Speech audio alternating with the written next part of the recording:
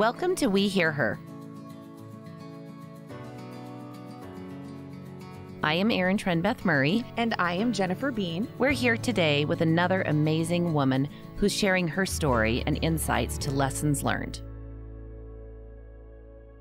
Hi there, I'm Erin Trenbeth Murray, and we are thrilled today to have a special guest, Crystal Maggelet, with us.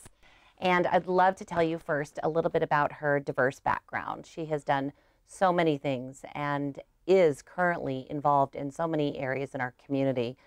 First of all, Crystal is the CEO of FJ Management, Inc., which is a diversified family business that includes wholly owned businesses, subsidiaries such as Maverick and Big West Oil. FJ Management also has a minority stake in Pilot Flying J, and then they have other family businesses such as TAB Bank, which is a community bank, and Crystal Inn, which is a small chain of hotels. So in addition to her current board role as chairperson of the FJ Management Board, she's director on the Pilot Flying J Board of Managers, a director on Savage Service Board, and serves on the Utah State Board of Higher Education, Intermountain Healthcare Board, Salt Lake City, Utah Committee for the Games, and also the Zions Bank Advisory Board. Phew.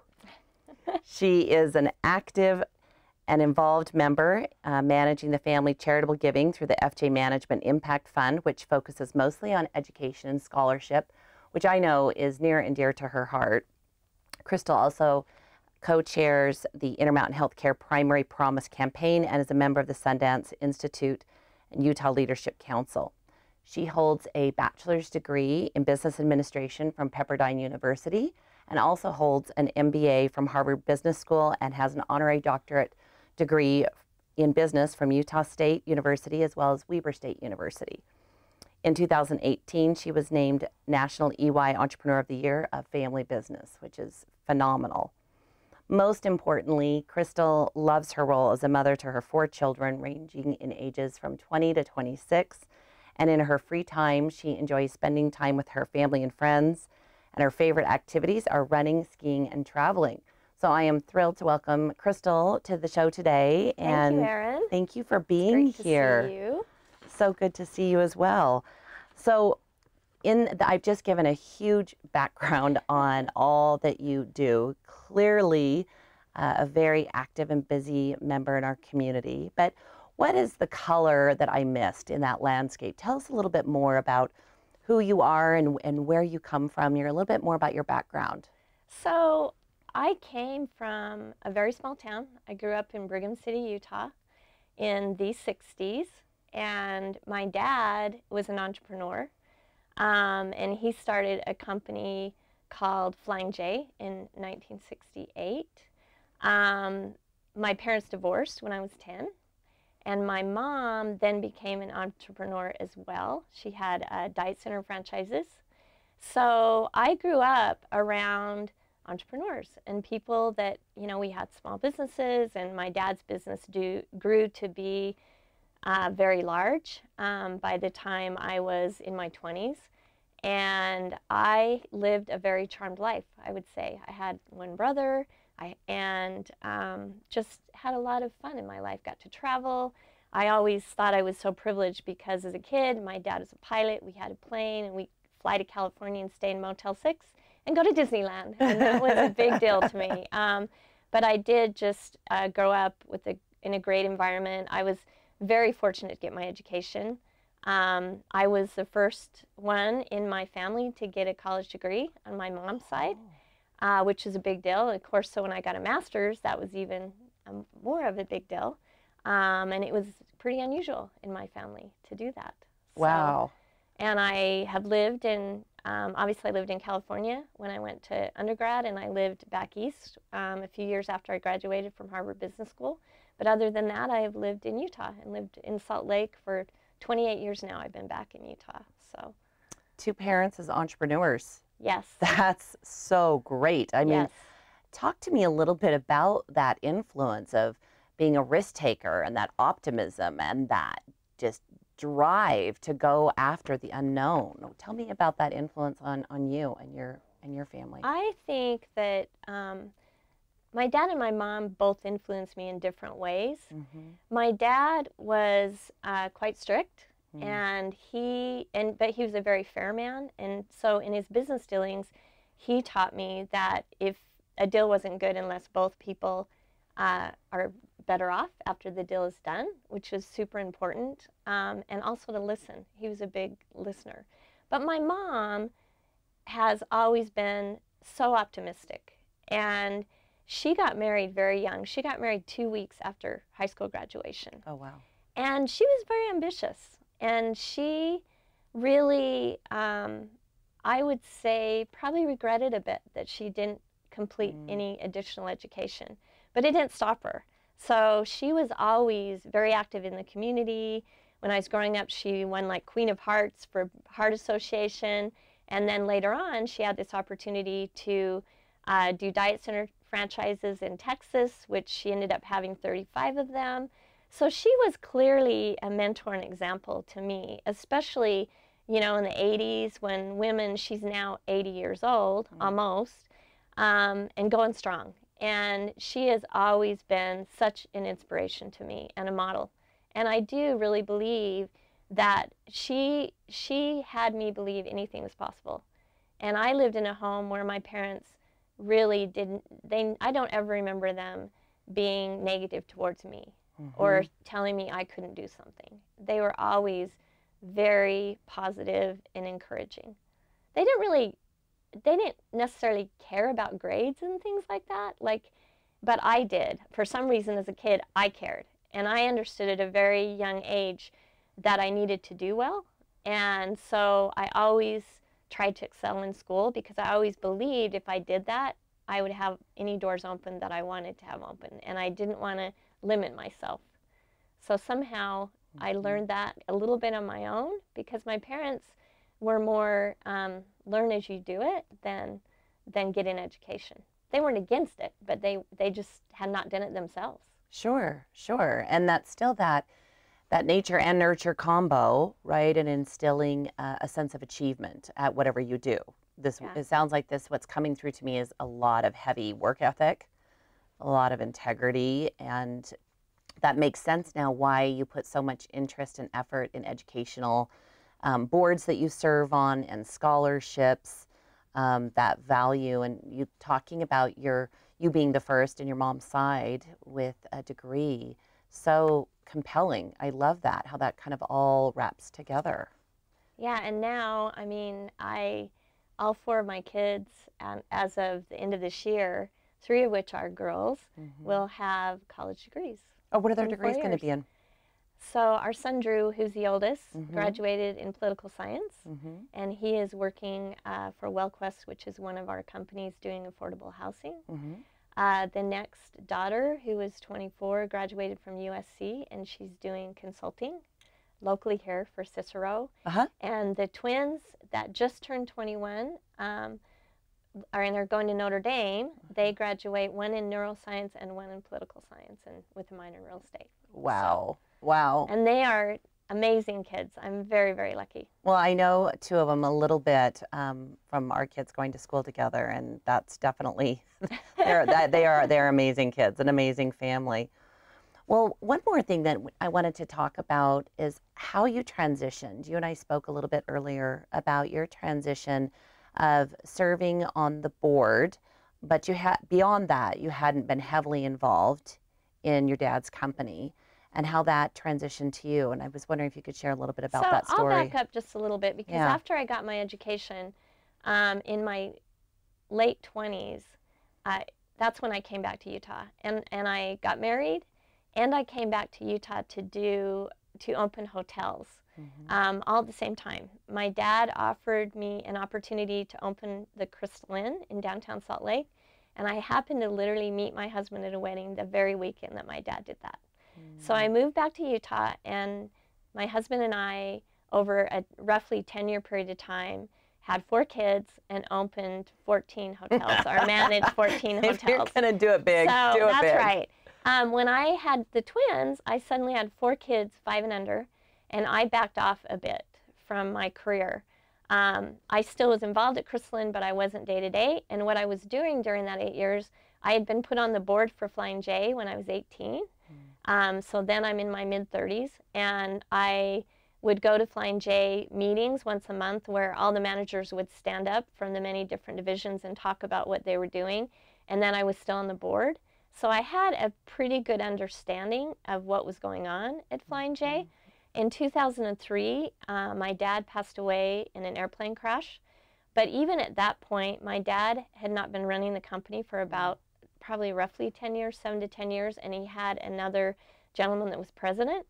And so until from 2003 to 2008, I would meet with that president. I kind of felt like that was an important thing to do.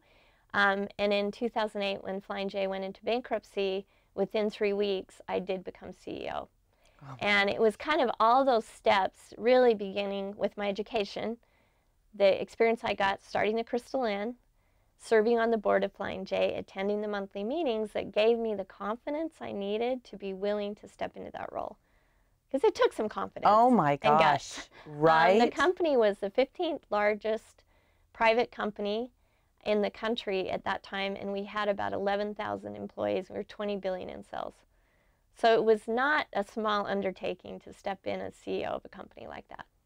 I don't even know how to wrap my head around where to begin to unpack that. Just such respect for the grit that you had. I think about what you spoke about I'm glad we started with kind of how you grew up and what your parents were like and those life lessons that were taught. Right.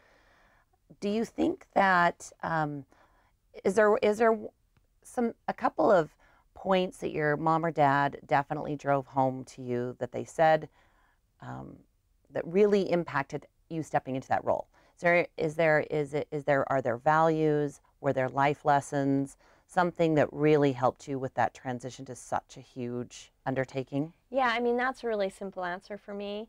I really believe my dad had strong integrity, and I could not imagine if he was alive that he would not want to pay people back and keep jobs for his employees. And that was 100% my motivation, is I just knew who my dad was, and it would have broken his heart had he been alive, I believe, to not do everything he could to do that. And he wasn't here. So I was a stockholder in the second generation, and I believed I really needed to do my very best to make that happen. Wow. And how old were your kids about that time? They were 8 to 13. My goodness. So how did you approach that, the next phase of this? Well, for the next year and a half until we exited bankruptcy, I was on the road a lot, and I was working a lot, and luckily I had a great partner in my husband, and I had help with the kids all along, so luckily they were used to having help, but they weren't used to me being gone as much. But I really did have to just focus on that for the most part. I would try to be home on the weekends, but I had to dive in. I was behind, right? I had to really there were so many different people, creditors, other management that needed direction. I mean, it was crazy. It was like drinking from a fire hose, for sure, to go through that year and a half. But we exited, and we paid everybody back, and we mostly saved most of the jobs. Out of 11,000, around 200 people lost their jobs, so I kind of counted that as a win. Of course, I feel very badly about the 200, but I think overall, given our situation.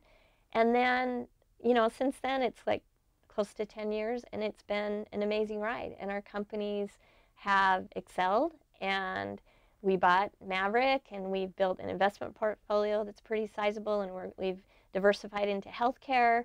So it's been, it's been a journey for sure, but it's been very fun, because had I not had that happen, I probably would have gone on not being so involved in a career, and I never had an understanding what an important part of me having a career was. I never understood, even though during that 8 years when I was raising the kids and doing a little involved in businesses, I always thought I should feel so lucky, because I still have some outside business interests, but I get to raise the kids and kind of be a stay-at-home mom. But there's something missing for me personally. And when I went back and dove in, I loved it. And people say all the time, that had to be horrible. And I'm like, yes, It was, but it was so stimulating for me. And it taught me that personally I needed to probably have a career. And I needed to figure out how to be a mom and raise great kids and have a career. I needed to figure that out because I was going to be the best person if I did that. Right. That it sounds like the adrenaline and diving into the work. I have felt that when it feeds my soul, my intellect, and I can get carried away with work for sure. But I think that there can be a really healthy balance. I love that my boys saw my drive. I love that they saw me in a leadership role, that they saw work ethic. And I think it made me a better mom, that I was more present when I was really, really present with them. Did you find that similar?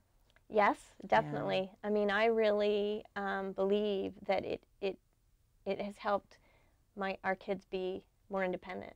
And, you know, maybe that's a justification, but I really do believe, I remember very well dropping my daughter off at USC, and they had all these events for the parents, and they were things like security on campus and how you get health care. And I commented to my daughter and I said, you know, I don't get why they're having me do all these classes. Like, you're the one that's going to be here, and I as a parent don't need to know this stuff. You need to do this. You know, and I said to her, I think you're going to see a lot of kids go off the rails, because if this is the level that their parents have to know this stuff, then they have had a lot of helicoptering, you know? Yeah. And she called me like a month later and she says, Mom, I don't get it. You know, all these kids just want to party and have fun, and I'm trying to study. And I just thought it was very interesting, because I do believe that they had to become much more independent and self-sufficient. I mean, I did the best I could and made sure they had rides and lunches and all that kind of thing. And they were all very active in sports and school, and it was crazy at our house. But in the end, I didn't pick them up from school every day. I was hopefully there at the important things to them. I asked them to tell me if something was important, but I'm sure I didn't hit every single one of them. But I'm extremely proud of the individuals they are, because they are individuals, and they, whatever they earn, they've earned themselves by their hard work. And no woman, no mother can be there for everything. It doesn't matter if, you know, you're working an 80-hour work week or you're a stay-at-home mom. We can only do the best we can. That's right. Yeah. That's right. What do you think your kids, when they look at you, what are 3 words you think they might use to describe you? I think they'd say energetic, kind, and I'm definitely driven, which is sort of energetic. It's sort of part of that. I hope they'd say confident. That's what I'd like them to see the most. Yeah. I'd like them to see that I have confidence. Where do you think you gained that confidence as a woman?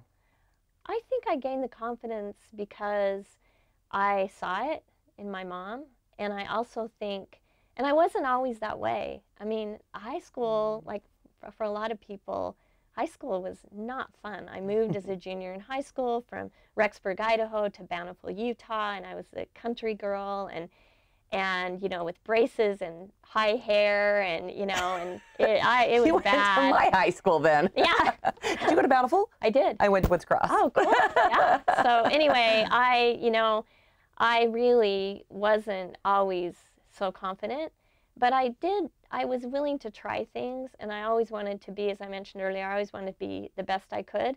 And of course, along the way I failed, and I learned here and there I'd fail, and I learned that you could recover from that. And so I didn't let it impact my confidence. It almost made me more confident, because it's like, you know what? I didn't do exactly perfect, but I dusted myself off, and I'm okay. So I'm gonna be okay. So I do believe that those sorts of things in life help us to gain confidence. But if you're never willing to try because you're worried you're gonna fail, then sometimes it's hard to gain confidence, because you're just always so worried that you're not gonna succeed. And we all fail. You know, we all fail. We have to be resilient and be able to dust ourselves off and move on. That tenacity. as you've talked about kind of your pattern, or not pattern, but the phases of your life, and just this constant integral work ethic, this tenacity to overcome or to learn and see it as an optimistic opportunity is just so impressive to me. It really is. It's so rare. Right. I don't think it's just about that we don't see it in kids today. Right. I don't see it even in a lot of people in our generation. It's just so remarkable. It just really blows me away. Thank you. You're so kind. I mean it. It's so really nice. neat. One of the things we've talked about is you're a very forward-looking person and really enjoy that what if, or I wonder what it would be like, or when you look forward, what are some dreams or some big things that you're hoping may come your way? Well, we have built a very large company at this point, and we have more wealth than our small family could ever need. So my goal really for the next phase of my life is I want to figure out how to keep that enterprise running and give back at the same time. So in other words, I don't want to sell our company, for instance, and then have passive investments and have a foundation and give things away. I want to continue to have employees, to have our family helping families that way, as well as have it be a well-oiled machine that can keep funding foundations for a long, long time, for generations. That's what I want to do next. That's what I'm working on now. That's right. How many employees do you have? We have 8,000 employees. Most of them would be under my husband that runs Maverick. He's CEO of Maverick. But, you know, that when we came out of bankruptcy, we went, you know, from 11,000, because we became a minority owner in Pilot Flying J, to 1,000. So now we're at 8,000. So we have, you know, we've had an amazing run the last 10 years. We've grown a ton. How many states are you in? We're in 13 states. 13. Yeah. I know that the employees, when you and I've spoken on other occasions, what's come through to me is this very authentic interest you have in the people that work in Maverick specifically, and the employment opportunities for them and the future of their children academically. And it has always struck me, you know, you are positioned in a place in your life that you wouldn't, not very many people, I would think, would extend themselves to such an authentic level, that you're financially comfortable, your children are educated, and you could be, you know, off in the Caribbean, you know, 300 days a year, but your commitment to those employees has just been amazing to me. And do you think that's something that you learned from your husband, learned from your parents, something intuitive, something you saw from maybe someone you admired in the community? Where do you think that came from? It's definitely my father, because he always talked about how important employees were, and then just seeing it, you know, I mean, the Crystalline employees as well as the Maverick employees, all of our hourly employees across our company, really, you know, I want more for them, I guess, you know, and there's one thing, you can pay them more, which is one thing, but then there's a lot of room for them to have opportunities of education, or have their kids have opportunities for education. And I just hope, and it's not easy, it's not an easy thing, but I just hope that in some way, even by example, or, you know, the things, we have a pay for grades where we pay for A's for our employees' kids from 5th grade to seniors, and we have scholarship programs, and we are trying to start a tutoring program where we provide tutoring for kids that need it through Sylvan. So we're always trying things, right? But our employees are near and dear to my heart, for sure, definitely. Well, is there anything today, I mean, I could talk with you for 48 hours straight. I have so many, I love just listening to you. But is there anything today that you would like to share that I haven't thought of, that would have to do with your business or your family, your immediate family, your parents? Any final thoughts for us? You know, I'm not exactly sure of who will be listening to this, and I did mention it, but I do feel extremely strong that self-confidence is one of the most important parts of anyone's life. if you don't have it, it's really hard to succeed.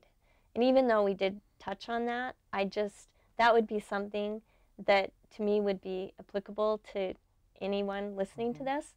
And then secondly, honesty right now and integrity in our world, it's going away. Right. And you know, how do we keep that? That's fundamentally so important to how we all interact with each other and where we find our country right now. It's so sad to me because that does not seem to be an important value, to have integrity and honesty. And I don't know where that leads. It makes me sad. So I would just want to say to people, hold on to your integrity. I think that you're such a role model for so many young women and other women that are going to hear the podcast for sure. As you talk about both self-confidence, honesty, and integrity, what was the juxtaposition that maybe I was thinking through is she's so humble, though, at the same time. You're so unpretentious and so humble. And to be honest and integral and admit when I've made a mistake, when I have misspoken, is, I think, such a good lesson that you're leaving me with. And I think that you have also imparted to me that my confidence, gaining self-confidence, can grow even stronger when I freely and openly admit that I don't know it all. Right. You can gain confidence by being like, wow, I actually don't need to be top dog or to know everything. And that's part of the beauty of how Crystal Maggelet is all wrapped together. And it's something else that is super important around self-confidence. To me, I separate self-confidence sometimes from ego. And I hate ego. People that are just boastful and aren't humble, it doesn't end well a lot of times. And I've seen examples of that. I mean, I just don't like that sort of model. People that are, I would say, boastful, right? And it's not good. It's not good. I don't know how else to say it. Yeah. I mean, it's not a good style of leadership, and it's not enduring as far as a leader. It might be okay for a minute, but some way, you know, it's just not a good look. Yeah, I think that's well said, actually. And it's not enduring. Well, I would like to thank you so much for spending time with me this morning. I learned a lot and helped me kind of think about getting my priorities in order. You're an amazing leader in our community. I don't know what Utah would be without you and your family. And the way that you give so much of yourself, I worry about you taking care of yourself, but please know that community members are incredibly grateful for the volunteer time you do, the knowledge that you share with all the boards, the financial investments that you make in philanthropy as well as your employees.